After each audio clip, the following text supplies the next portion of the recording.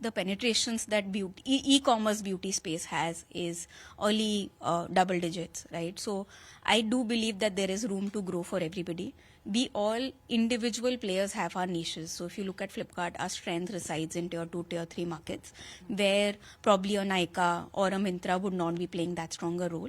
Metro, yes, becomes far more competitive, but the kind of products or the kind of audience that we cater to is segmented in a manner that we have individually rooms to grow and honestly grow the online pie of the market itself, which is completely underpenetrated today. If you talk about, since you have touched upon tier 2, tier 3 cities also, last year was about premiumization and a kind of slowdown in tier 2, tier 3 cities, even for essentials for that matter. Do you see this trend continuing? And in specifically for beauty, what kind of a ticket size are we looking at in terms of the consumer basket? If you could highlight that also. Sure.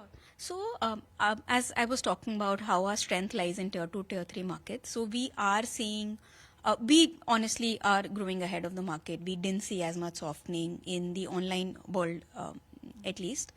Our source of growth is tier 2, tier 3 markets even this year. We do see a lot of premiumization happening within the tier 2, tier 3 markets as well, not just in terms of more brands, premium brands being adopted or brands being adopted in general, but more premium formats that are being adopted. So things like sunscreen, body washes are picking up quite a bit in tier 2, tier 3 markets for us. As far as the premiumization trend is concerned, it obviously largely the geographies are urban areas and metro cities, etc. Do you see this trend continuing, and any specific categories that have done really well? And since you look at FMCG and general merchandise, if you could point out few of the categories that have done really well, and what are the hot selling products that you've seen there? Sure. So in terms of premiumization, as I was saying, that across markets we are seeing customers upgrade, not just in the form of more premium brands. That definitely is happening, but we are seeing premium formats getting adopted. So for example, for sunscreen, we had stick and spray doing really well for us. We have body washes doing very well for us. Within makeup, we have liquid lipstick, your holographic liners, a lot of new trends that are picking up, both alike in metro and tier 1, tier 2. The other trend that we are seeing, which is towards premiumization, is the adoption of ingredient-based purchase. So both in terms of natural ingredients like your vitamin C, your coffee-based, upton-based ingredients, which are very natural and come from our ancient times. The other is the science-based active ingredients, so kochic acid, niacinamide, a lot of those are picking equal trends, and a lot of D2C brands are at the helm of creating a new market through these ingredients itself. In terms of categories, specific categories, FSSAI recently, cracked down on BournVita being categorized as the health drink. Have you seen some sort of impact there in terms of sales or customers sort of moving on from these few brands which were categorized as health drinks to other brands or other kind of categories in this space?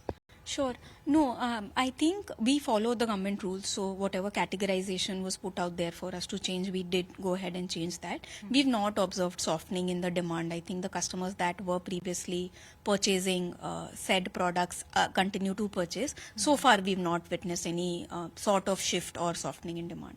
I saw that Flipkart has year-round sales. Every month I'm seeing there is a different kind of sale. And for FMCG, retail, beauty, lifestyle, etc., there are different kinds of sales. So if you could talk about how the sales and demand peaks throughout the year during sales and also off days of the sales. So rest of the year, how does it fare for Flipkart? Got it. So I think what we do through our bigger sale events is capture the buying occasion. So for example, if you were to look at festive, it is an occasion where the customer demand is very, very high, and we tend to capture it through our festive events.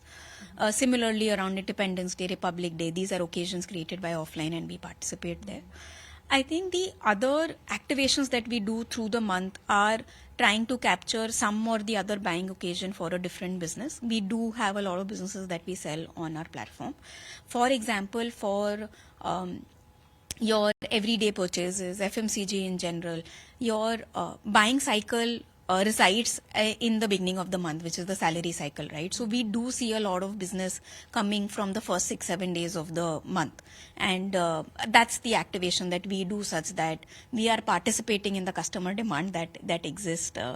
Honestly, weekends are important for us, because that's the time I think people replenish, stock up, look at what's missing in their pantry, and then they buy. So largely try and capture where customers are seeking and wanting to buy is what we do through some of the other activations and not necessarily sale events.